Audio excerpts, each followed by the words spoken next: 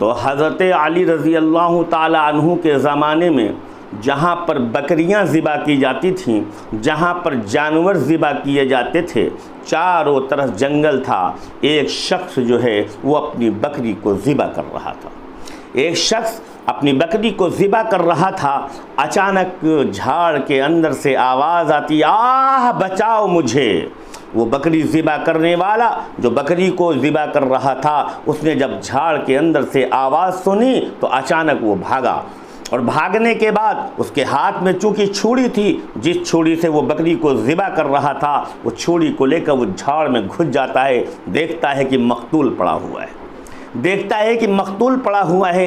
एक शख्स जिसका कत्ल हो चुका है वो तड़प रहा है और उसकी गर्दन कटी हुई है और वहाँ पर कातिल का पता नहीं है।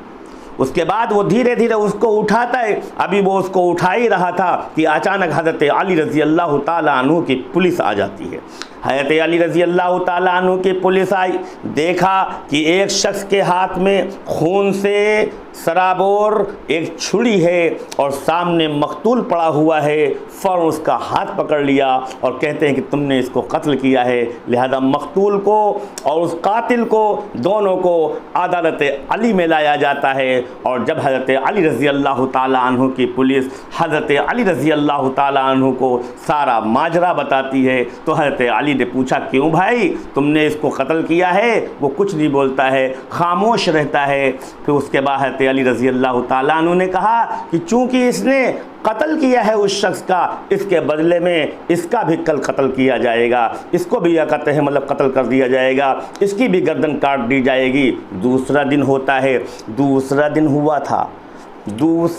हुआ था कि हज़रत अली रज़ी अल्लाह ताला अन्हु के फ़ैसले के मुताबिक दूसरे दिन वो कातिल को लाया गया और कातिल के ऊपर कत्ल का मुकद्दमा चलाया गया और उसके ऊपर हज़रत अली का ये फ़ैसला हुआ कि इसको जाकर सूली पर चढ़ा दो।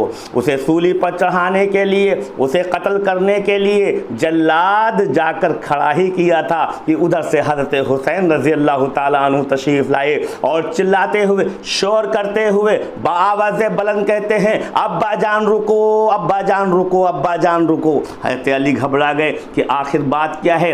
एक कातिल को सज़ा दी जा रही है और मेरा बेटा हज़रत हुसैन रोक रहा है, आखिर माजरा क्या है। जल्लादों को हज़रत अली ने हुक्म दिया कि ऐ जल्लादों रुको, सुनो इनकी बात को, ये कह क्या रहे हैं। इमाम हुसैन हज़रत हुसैन रज़ी अल्लाह ताला अन्हु हज़रत अली रज़ी अल्लाह ताला अन्हु से कहते हैं कि बताओ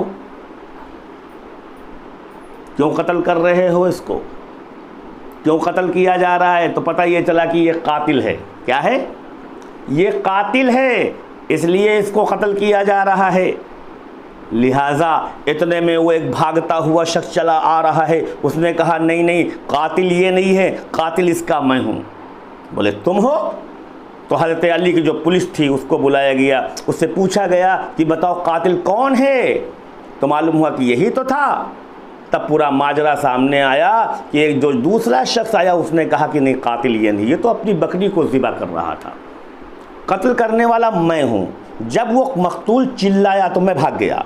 जब मैं भागा तो चूँकि ये बकरी ज़िबा कर रहा था, ये आ गया, इसके हाथ में छुरी थी। आपकी पुलिस समझी कि इसके हाथ में छुरी है, वो भी खून से सराबोर है और मकतूल पड़ा हुआ है। वो ये समझा, पुलिस आपकी ये समझी कि ये कातिल है, असल कातिल तो मैं हूँ। हज़रत अली रज़ी अल्लाह ताला अन्हु ने कहा कि इसको छोड़ दो, जो पहले वाला है इसको छोड़ दो।